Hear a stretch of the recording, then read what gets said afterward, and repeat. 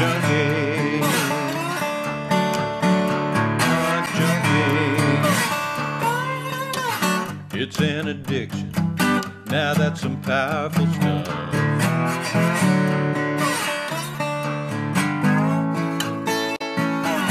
I just can't get enough, junkies.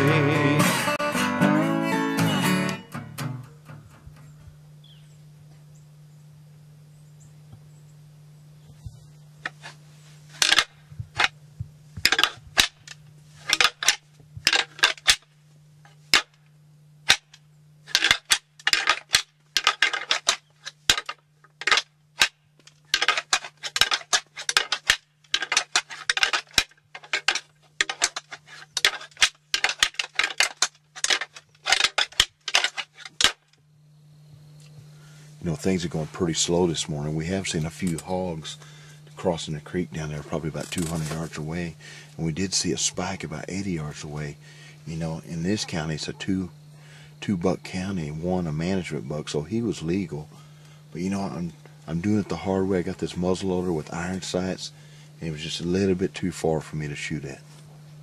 While Bubba was hunting the hard way with an open sight muzzleloader, I don't think either one of us realized how hard this hunt was going to be. It's amazing how much difference a year makes. If you remember back to one of last year's episodes of Hunt Junkies, a lake project threatened to destroy 16,000 acres of old-growth bottomland in Fannin County. Nearly a year later, logging has begun and the dominoes are falling.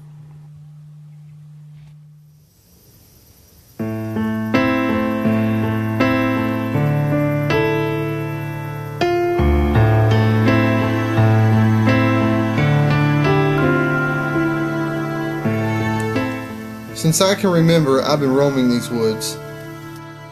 Every fall since I was a little boy, I've been coming back here with my dad and my brother to hunt and commune with each other and with nature.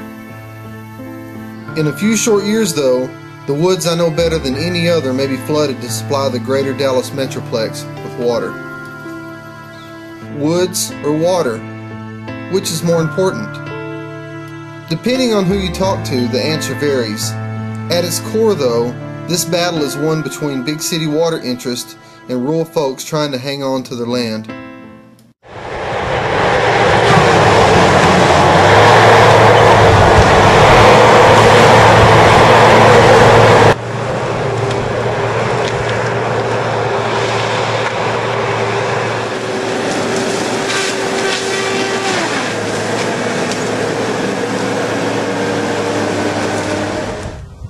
On this patch of ground, the logging is nearly absolute, save for a few yards of hardwoods left along a boundary where one property ends and the other begins.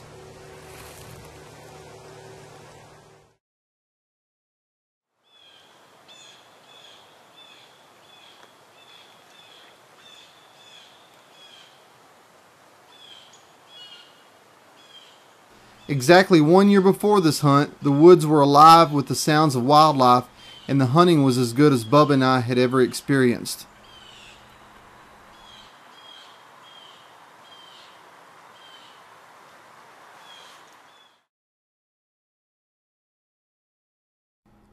For now though, the woods are dead. Sitting on what used to be 200 acres of old trees, I close my eyes and listen for the sounds of wild turkeys, crows, and owls. But now silence fills the gap.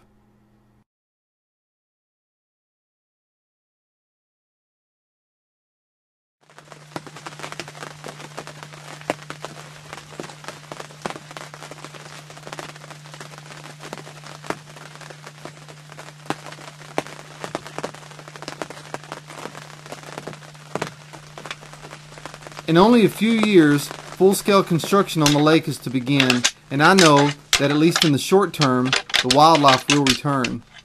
However, on this last morning of our hunt, the weather mimics our mood. We make a final stand in futility, while the sound of the rattling antlers echoes through the empty space where the woods once stood.